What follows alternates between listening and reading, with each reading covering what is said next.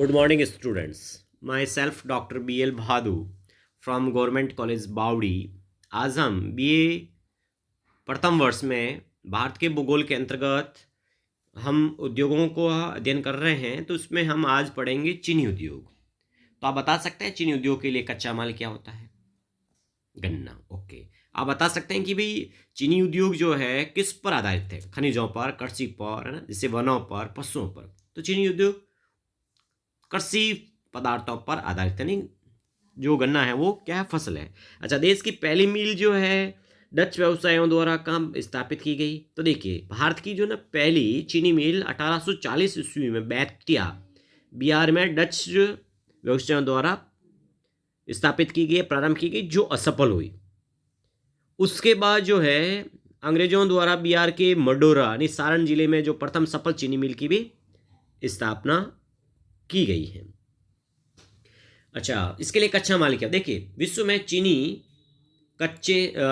गन्ने, चुकंदर, शकरकंद तथा अन्य कई मीठे पदार्थों से बनाई जाती है, परंतु भारत में चीनी का मुख्य स्रोत गन्ना ही है। हमारे देश में गुड़, शक्कर तथा खांडसारी कुटीर उद्योग के रूप में है, प्राचीन काल से ही चला आ रहा है। चीनी उद्योग के स्थानीयकरण में सबसे अधिक महत्व गन्ने का ही है। चीनी का उत्पादन लागत में 60% व्यय गन्ने पर होता है। कितना? गन्ने से। सामान्यतः 100 टन गन्ने से 10 से 12 टन की चीनी प्राप्त होती है। गन्ना एक ह्रासमान पदार्थ, ह्रासमान वेट लॉस, अतः कटाई एवं पिराई लगभग साथ साथ होनी चाहिए। अतः चीनी की मिलें गन्ना उत्पादक क्षेत्रों में ही स्थापित की जाती है। गन्ने की खोई ईंधन के रूप में प्रयोग की जा सकती हैं, अतः यह उद्योग कोयला अथवा विद्युत शक्ति जैसे स्रोतों से मुक्त हैं। अब देखिए, चीनी उद्योग का वितरण बताइए, वितरण कैसा है इसका ना? तो देखिए, भारत की 90% चीनी उत्तर प्रदेश, महाराष्ट्र, बिहार, आंध्र प्रदेश, तमिलनाडु तथा कर्नाटक में तैयार की जाती है। गुजरात, पंजाब, हरियाणा तथा मध्य प्रदेश में भी चीनी का उत्पादन किया जाता है। अब देखिए, उत्तर प्रदेश सबसे पहला, उत्तर प्रदेश की बात करते हैं, यूपी। यहाँ पर चीनी मिलों की संख्या सभी राज्यों से अधिक है, परंतु उत्पादन में ये महाराष्ट्र के बाद दूसरे स्थान पर। इसका मतलब सर्वाधिक चीनी उत्पादक राज्य कौन सा है? महाराष्ट्र। उसके बाद उत्तर प्रदेश। वास्तव में उत्तर प्रदेश परंपरागत रूप से भारत का सबसे बड़ा चीनी उत्पादक है, और महाराष्ट्र कभी कभी चीनी उत्पादन में इससे आगे निकल जाता है। पिछले कुछ वर्षों में उत्तर प्रदेश और महाराष्ट्र में चीनी उत्पादन की दृष्टि से प्रथम स्थान के लिए होड़-सी लगी हुई। होड़-सी मतलब कंपटीशन, प्रतियोगिता ना। उत्तर प्रदेश में गंगा यमुना दोआब तथा तराई का क्षेत्र महत्वपूर्ण उत्पादक हैं।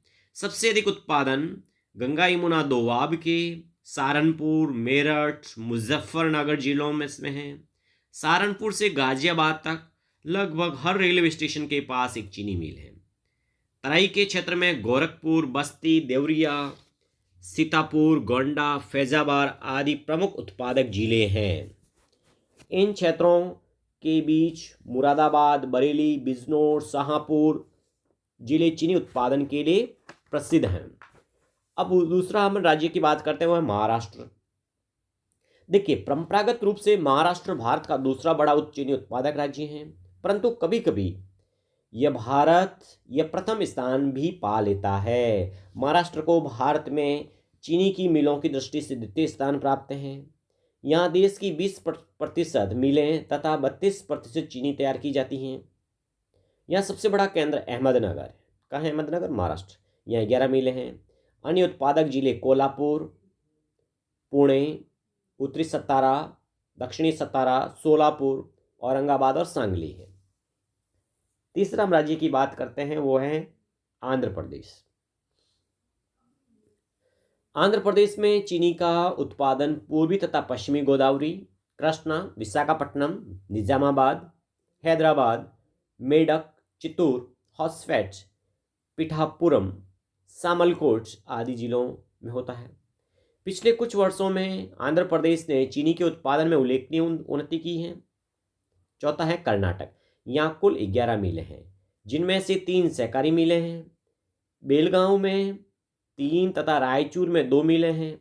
अन्य मिलें पांडवपुरा, समेश्वर, हॉस्पेट, मनीराबाद, गंगावती तथा कोलार स्थानों पर है। बिहार 5 राज्य हैं। अपन बात करते हैं बिहार की। देखिए, बिहार में उत्पादन के मुख्य क्षेत्र उत्तरी बिहार में हैं, जहाँ चंपारण, सारण, मुजफ्फरपुर, दरभंगा, पटना, गया, शाहबाद, भागलपुर जिलों में चीनी की मिलें हैं। और अगली हम बात करते हैं तमिलनाडु। देखिए, तमिलनाडु की लगभग सारी मिलें कोयम्बटूर, उत्तरी और दक्षिणी अर्काट, तिरुचिरापल्ली और रामनाथपुरम में हैं। हमारा राजस्थान में भी कहीं होता है चीनी। देखिए, राजस्थान में जो है ना, भोपाल, सागर, चित्तौड़गढ़ में, केसराय पाटन, बूंदी में, है ना, और श्री गंगानगर में, मांडेला उदयपुर में, बारा बांसवाड़ा, झालावाड़ में भी थोड़ा बहुत चीनी का केंद्र है जहाँ गन्ना की उत्पादन होता है।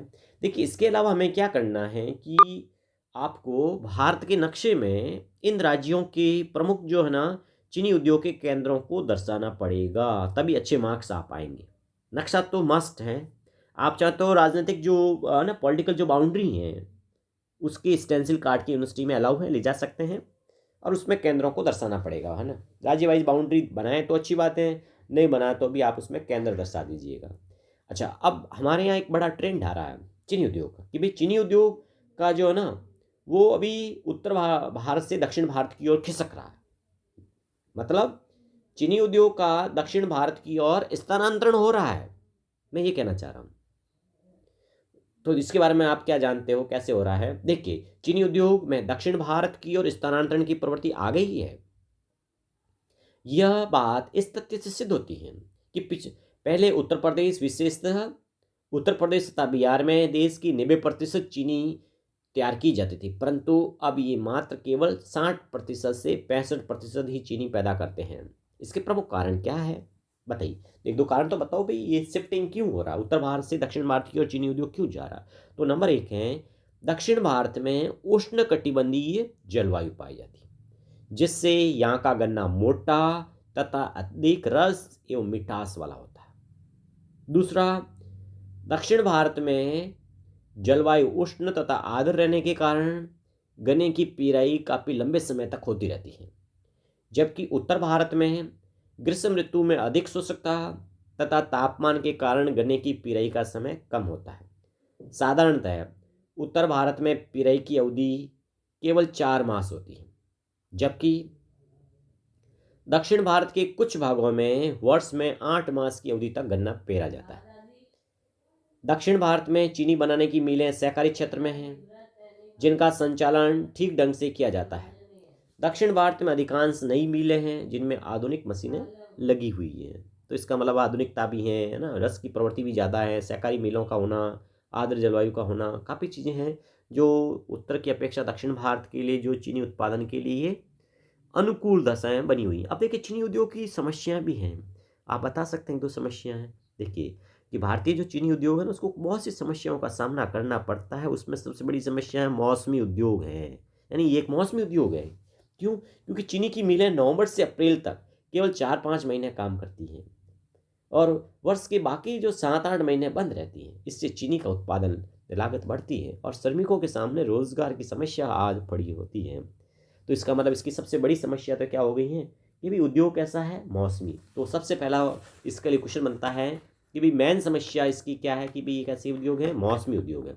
दूसरी जो समस्या है, गन्ने का प्रति हेक्टेयर उत्पादन क्या हो रहा है, कम हो रहा है, ये भी समस्या है। तीसरी समस्या, चीनी मिलों का उचित स्थानीयकरण न होना। ठीक है ना, इसका मतलब क्या समझे, यानी चीनी के उत्पादन के लिए दक्षिण भारत में अधिक अनुकूल भौगोलिक परिस्थितियां हैं, जबकि अधिकांश मिलें तो उत्तर भारत में हैं। तो ये भी तो एक समस्या आ रही है। अच्छा, और चौथा, गंधक की समस्या। क्यों? क्योंकि चीनी उद्योग के लिए जो ना गंधक का प्रयोग किया जाता है, यह भारत में कम मिलता है और अमेरिका से हमें आयात करना पड़ता है, तो गंधक की समस्या तो मेन आ गई। फिर पांचवी है, परिवहन पर अधिक व्यय होता है, क्योंकि गन्ना एक भारी और सस्ता कच्चा माल है जो परिवहन का अधिक व्यय सहन नहीं कर पाता है। ठीक है ना, और भारत की जो कई मिलें हैं वो गन्ना उत्पादन क्षेत्रों से 20 से 25 किलोमीटर दूर हैं, इससे परिवहन अधिक करना पड़ता है तो आर्थिक दृष्टि से तो अच्छी बात नहीं हुई ये तो, है ना। अच्छा, तो परिवहन पर अधिक व्यय हो रहा है, गन्ने का ऊंचा मूल्य भी एक समस्या आ रही है। अच्छा, मिलों का आकार भी छोटा होना एक समस्या है, उत्पादन क्षमता भी कम है ना, इसीलिए। अच्छा, नियंत्रण का अभाव है, ठीक है ना, क्योंकि जो बहुत सी जो मिलें हैं वो क्योंकि भारत के अधिकांश मिलों में जो गन्ना का उत्पादन किसान करते हैं, और जबकि उसका प्रयोग जो है ना मिलों में होता है, तो ये किसानों के नियंत्रण का अभाव में है। अच्छा, पुरानी मशीनों का होना, बार बार खराब होना, है ना। ऊंचे कर, आजकल टैक्स लगा दिए जाते हैं, क्योंकि राज्य सरकारों द्वारा गन्ने पर और केंद्र सरकार द्वारा चीनी पर टैक्स लगा दिए जाते हैं, जिससे चीनी का क्रय मूल्य बढ़ जाता है और बाजार में इसकी मांग कम हो जाती है। तो ये बहुत सी समस्या है इसमें। अब देखिए, चीनी उद्योग की उन्नति के लिए आप एक दो सुझाव क्या दे सकते हैं। तो देखिए, वर्तमान चीनी उत्पादन का ढंग सुधारने के लिए उचित निरीक्षण करने की आवश्यकता है। ओके, नई मिलों को लगाने की अपेक्षा पुरानी चीनी की मिलों का सुधार किया जाना चाहिए, उनमें अधिकतम शक्ति के साधनों का उपयोग किया जाना चाहिए। राज्य सरकार द्वारा जो गन्ने के द्वारा कर एकत्रित किया जाता है उसको और किसी वस्तु या उद्योग पर खर्च ना करके गन्ने के अनुसंधान पर ही खर्च करना चाहिए, है ना। और गन्ने मिलें गन्ना उत्पादन क्षेत्रों से बहुत दूर बनी है, इसलिए मिलों तक गन्ना पहुंचाने के लिए व्यय करना पड़ता है। अतः गन्ना उत्पादन क्षेत्रों में ही मिलें